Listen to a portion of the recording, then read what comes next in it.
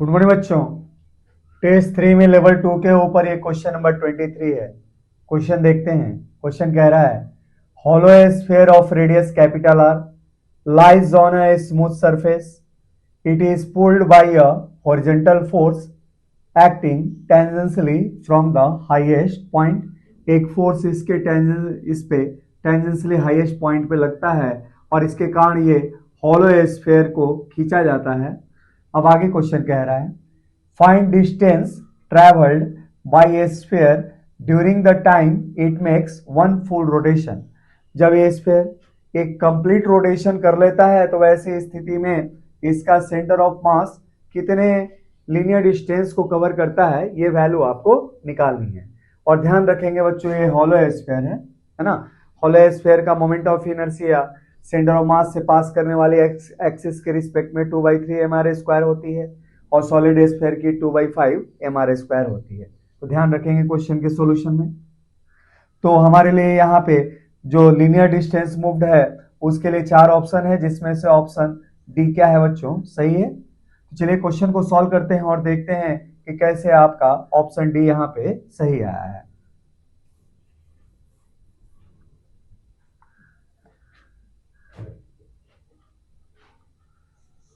Solution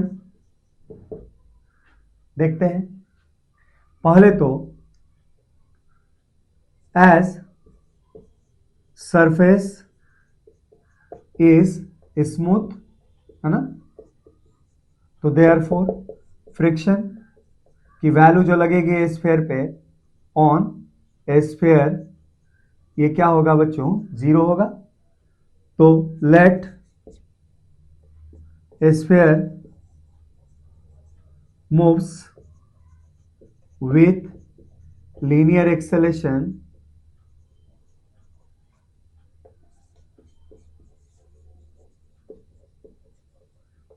a and angular acceleration, भाई ये जो फोर्स होगा ये सेंटर ऑफ मास के रिस्पेक्ट में एक टॉर्क प्रोड्यूस करेगा, जिसके कारण ये एंगुलर एक्सेलेरेशन अल्फा के कारण क्या करेगा, रोटेट करेगा। तो एंड एंगुलर एक्सेलेरेशन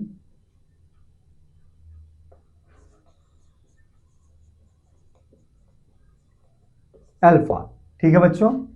तो देयरफॉर लीनियर एक्सेलेरेशन की वैल्यू क्या होगी, तो NLM2 से linear acceleration equal to external force in direction of acceleration divided by mass, ठीक है। तो हमारे पास लीनियर एक्सेलेरेशन इतना होगा एंड अब एंगुलर एक्सेलेरेशन कितना होगा बच्चों। तो एंगुलर एक्सेलेरेशन के लिए इस पे लगने वाले जो फोर्सेज है उनका टॉर्क सेंटर ऑफ मास के रिस्पेक्ट में क्या होगा, तो नॉर्मल फोर्स इसी पॉइंट से पास करेगा इसलिए इसका टॉर्क क्या होगा, 0। ग्रेविटेशनल फोर्स भी इसी पॉइंट से पास करेगा इसलिए इसका भी टॉर्क क्या होगा, 0।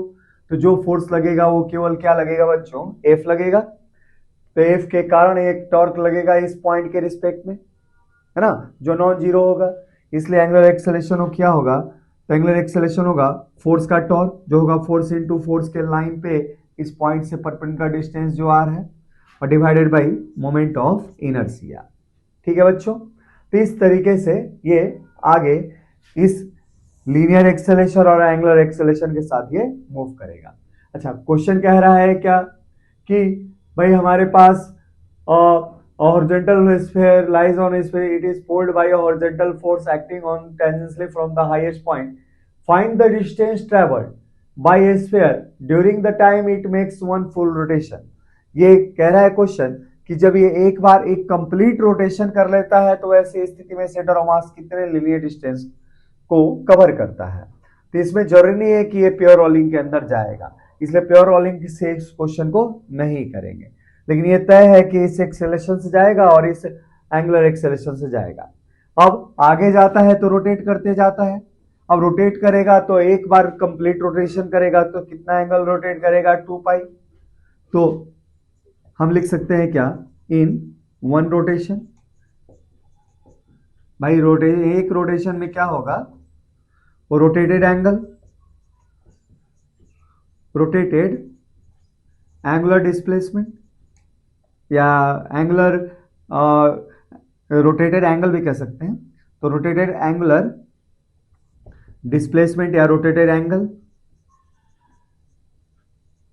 क्या हो जाएगा बच्चों? तो रोटेटेड जो एंगुलर डिस्प्लेसमेंट हो जाएगा, ये वैल्यू हो जाएगी half alpha t a square equal to क्या आ जाएगा बच्चों? 2 पाई के बराबर होगा, है ना? क्योंकि एंगुलर डिस्प्लेसमेंट क्या होगा? तो displacement equal to s equal to u t plus half a t a square के एनालोगस के अनुसार हम लिख सकते हैं half alpha t a square equal to 2 pi. तो यहां से हमने क्या निकाल लिया? तो देयरफॉर यहां से टी ए स्क्वायर की वैल्यू हम लोगों ने निकाल ली कैसे? तो ये निकाल ली 4 पाई अपॉन अल्फा। अच्छा, अल्फा की वैल्यू हम लोगों ने क्या निकाली है? तो अल्फा की वैल्यू हम लोगों ने यहाँ पे निकाली है alpha equal to f r upon I निकाली है। तो हमारे पास क्या हो जाएगा? 4 पाई, और अल्फा की वैल्यू कितनी है? तो अल्फा की वैल्यू है एफ आर अपॉन आई।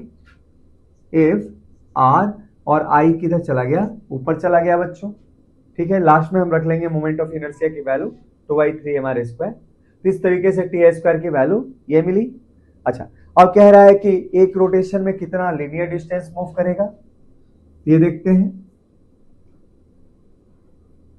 भाई एक रोटेशन में अगर टाइम टी लेता है तो इतने टाइम टी में कितना लीनियर डिस्प्लेसमेंट ये कवर करेगा? तो लिख सकते हैं लीनियर डिस्टेंस कवर्ड या displacement cover, linear distance covered in same time. Same time t में लीनियर डिस्टेंस कवर्ड क्या हो जाएगा बच्चों? ये हो जाएगा s equal to u t plus half a t square से। तो मोशन रेस से शुरू करता है तो यू की वैल्यू 0 है, तो ये हो जाएगा बच्चों क्या? Half a t square. और टी स्क्वायर की वैल्यू हम निकाल चुके हैं, इसलिए एस की वैल्यू क्या आएगी? हाफ। एक्सेलेरेशन की वैल्यू है बच्चों फोर्स बाय मास।